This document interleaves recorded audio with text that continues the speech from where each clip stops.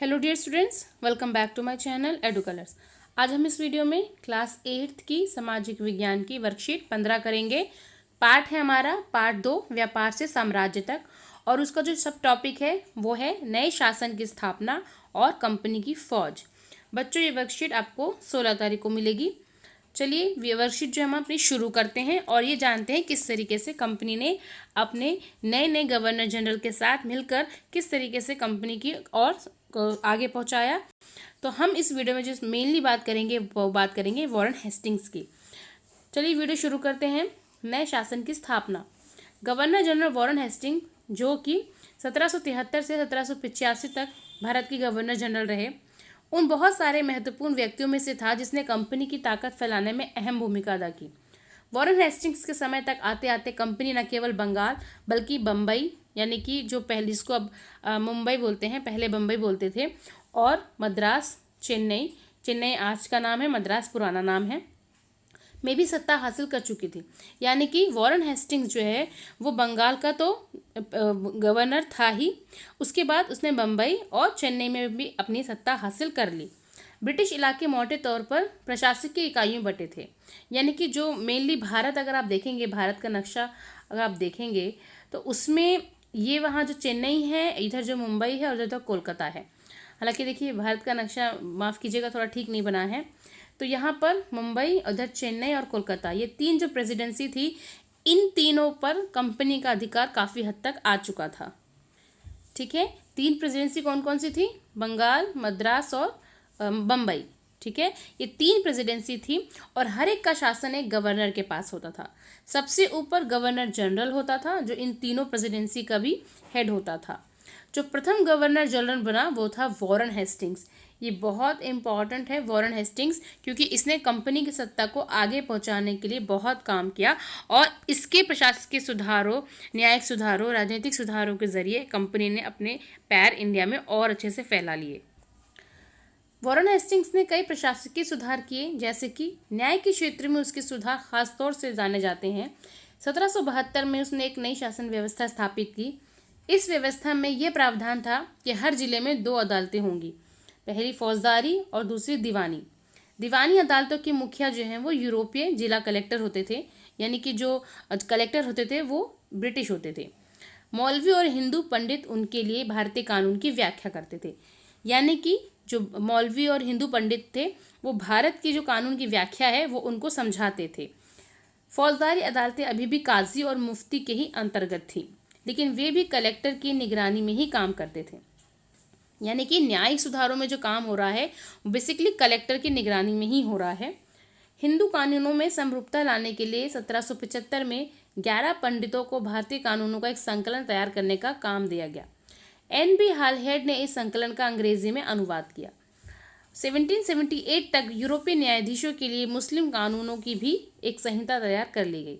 1773 के regulating act के तहत एक नए सर्वोच्च न्यायालय की स्थापना की गई। देखिए ये बहुत इंपॉर्टेंट है, जो रेगुलेटिंग एक्ट है ये बहुत इंपॉर्टेंट है, क्योंकि इसमें सबसे पहला जो सुप्रीम कोर्ट इंडिया को मिला वो इसी एक्ट के थ्रू मिला। यानी कि 1773 का जो रेगुलेटिंग एक्ट था उसी के जरिए भारत को एक सर्वोच्च न्यायालय मिला। इसके अलावा कलकत्ता, यानी जिसे कोलकाता भी बोला जाता था, कोलकाता में एक अपीलीय अदालत, सदर निजामत अदालत की भी स्थापना की गई। भारतीय जिले में कलेक्टर सबसे बड़ा ओहदा था, ये इंपॉर्टेंट है। कलेक्टर, भारतीय जिले में कलेक्टर का जो पोस्ट था वो सबसे ऊपर था। जैसे कि नाम से पता चलता है उसका जो मुख्य काम था वो टैक्स वसूल करना था।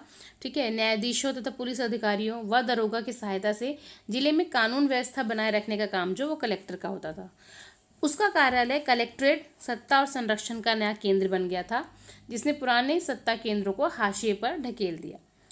यानी कि अब उसका जो जो जहाँ पर वो रह रहा है, जहाँ पर काम कर रहा है, उसका जो कार्यालय है वो बहुत ज़्यादा इम्पोर्टेंट एक कार्यालय बन चुका था। अब हम आते हैं कंपनी की फौज। अंग्रेज अपनी सेना को सिपाही या सिपाही कहते थे। जहां मुगल फौज मुख्य रूप से घुड़सवार और पैदल सेना थी, जिन्हें तीरंदाजी और तलवारबाजी की ट्रेनिंग दी गई थी, वहीं ब्रिटिश सेना जो थे, जो उनके सिपाही थे, वो तोड़ेदार बंदूक, जिसे मास्केट बोलते हैं, मास्केट, और मैचलॉक यानी बारूद को माचिस से चिंगारी देने वाली जो बंदूक थी उससे लैस थे, यानी कि वो उन चीज़ों का उपयोग करते थे, अपने पास इन चीज़ों को वो रखते थे, मास्केट और मैचलॉक को। अतः दोनों फौजों के बीच में क्या अंतर था उसके बारे में हम देख लेते हैं। मुगल फौज जो थी वो मुख्य रूप से घुड़सवार और पैदल सैनिक थे। कंपनी की फौज में अधिकतर पैदल सेना। मुगल फौज जो है वो सवारों का दबदबा था और पैदल सैनिक कम थे। तो कंपनी की फौज में सवारों की संख्या कम थी जबकि पैदल सैनिक अधिक हुआ करते थे। मुगल फौज में पैदल सैनिक कम और कंपनी की फौज में पैदल सैनिक अधिक। मुगल फौज में तीरंदाजी और तलवारबाजी से सैनिक जो थे वो निपुण थे, जबकि कंपनी की फौज में बंदूक चलाने में निपुण थी सेना। मुगल फौज में विशाल पेशेवर प्रशिक्षित सेना नहीं, आवश्यकता पड़ने पर ग्रामीण लोगों को ही सैनिक बना दिया जाता था, जबकि कंपनी की फौज में सिपाहियों को यूरोपीय ढंग का अभ्यास और अनुशासन और पेशेवर और प्रशिक्षित सेना रखनी पड़ती थी। अनुशासित और पेशेवर सिपाहियों की सेना खड़ी करने के चक्कर में अंग्रेज कई बार जाति और समुदाय की भावना को नजरअंदाज कर देते थे, पर सिपाही किसी न किसी समुदाय के सदस्य तो थे ही। वे अपने जीवन और अपनी पहचान के एहसास में आने वाले बदलाव को सिपाहियों ने किस रूप में देखा, यह 1857 के विद्रोह में स्पष्ट झलकता है। यानी कि जो कंपनी की फौज थी, जब वो भारतीय सिपाहियों को अपने अंदर अपने सेना में भर्ती करती थी, कभी कभी वो जबरन भी करती थी और कभी कभी वो उन चीज़ों को नज़रअंदाज करती थी कि कौन हिंदू है या कोई मुस्लिम, क्योंकि उसे यहाँ पर अपनी सेना को स्थापित करना था, उसकी संख्या बढ़ानी थी। इसलिए उसने भारतीय सिपाहियों को भी, भारतीय लोगों को भी अपनी सेना में शामिल किया, क्योंकि भारतीयों की मजबूरी थी, क्योंकि भारतीय जो जिस क्षेत्रों में रह रहे हैं उस पूरी टेरिटरी पर अंग्रेज़ों का शासन था, और जहाँ पर आप रह रहे हैं, जो सरकार जिसकी चल रही है, शासन जो संभाल रहा है, उसके अनुसार आपको बात माननी पड़ती है। तो भारतीय जो हैं वो कहीं ना कहीं कंपनी के फौज में उनको शामिल होना पड़ता था। लेकिन कई बार उन्हें जातिवाद और समुदाय की जो भावना है उसको उनको ठेस पहुंची थी, जिसकी वजह से उनके साथ भेदभाव का व्यवहार जो है वो कंपनी की फौज में होता था। तो जिसकी वजह से 1857 की क्रांति में सिपाहियों का एक बहुत अहम रोल होता है। व्यापार से साम्राज्य तक नामक इस पाठ के सारांश के रूप में हम ये कह सकते हैं कि ईस्ट इंडिया कंपनी एक व्यापारिक कंपनी से बढ़ते बढ़ते एक भौगोलिक औपनिवेशिक शक्ति बन गई। यानी कि यूरोपीय जो ईस्ट इंडिया कंपनी है, यूरोप से यहाँ पर व्यापार करने की आई थी, लेकिन यहाँ की राजनीतिक अस्थिरता को देखते हुए और लोगों में एकता का जो भाव था उसमें कमी देखते हुए वो यहाँ पर एक राजनीतिक औपनिवेशिक शक्ति बन गई। 19वीं सदी की शुरुआत में नए भाप तकनीक के आने से यह प्रक्रिया और तेज हुई और अब केवल 3 हफ्तों में जहाज की यात्रा से भारत पहुंचा जा सकता था, यानी कि दूरी जो है वो कम हो गई। अतः ज़्यादा से ज़्यादा अंग्रेज और उनके परिवार भारत जैसे दूर देश में आने लगे। 1857 तक भारतीय उपमहाद्वीप के 63 भाग और यानी कि 78 आबादी जो है वो कंपनी पर सीधा शासन का स्थापित हो चुका था। देश के शेष भाग और आबादी पर कंपनी का इनडायरेक्ट प्रभाव था। इस प्रकार व्यवहारिक स्तर पर ईस्ट इंडिया कंपनी इस पूरे भारत को अपने नियंत्रण में ले चुकी थी। तो इस तरीके से भारत में जो कंपनी है उसका शासन फैलता चला गया। चलिए अब हम बढ़ते हैं क्वेश्चन आंसर की तरफ। तो पहला क्वेश्चन है, प्रेसिडेंसी का क्या अर्थ था? 3 प्रेसिडेंसी कौन कौन सी थी? तो इसका उत्तर है ये रहा। ब्रिटिश इलाके मोटे तौर पर प्रशासकीय इकाइयों में बटे थे जिन्हें प्रेसिडेंसी कहा जाता था। उस समय 3 प्रेसिडेंसी थी, बंगाल, मद्रास व बम्बई। ठीक है, ये हो गया हमारे फर्स्ट क्वेश्चन का आंसर। तो यह अगला क्वेश्चन है कि वॉरेन हेस्टिंग्स कौन था, उसने अंग्रेजी जो सत्ता उसको कैसे आगे लेके गया। तो वॉरेन हेस्टिंग्स एक अंग्रेजी राजनीतिज्ञ था जो बंगाल का प्रथम गवर्नर था। इस तरह 1773 से 1785 तक वह भारत का प्रथम वास्तविक गवर्नर जनरल रहा। अपनी योग्यता एवं लगन के कारण वह निरंतर उन्नति करता गया और वॉरेन हेस्टिंग्स ने अपने कार्यकाल में अनेक राजनीतिक एवं प्रशासनिक परिवर्तन किए जिसके बड़े दूरगामी परिणाम हुए। यानी कि उसके जो राजनीतिक और प्रशासनिक कार्य थे वो इतने अच्छे थे कि वो धीरे धीरे करके कंपनी जो है वो आगे बढ़ती गई। अगला क्वेश्चन है, वॉरेन हेस्टिंग्स ने न्याय के क्षेत्र में कौन से प्रमुख सुधार किए?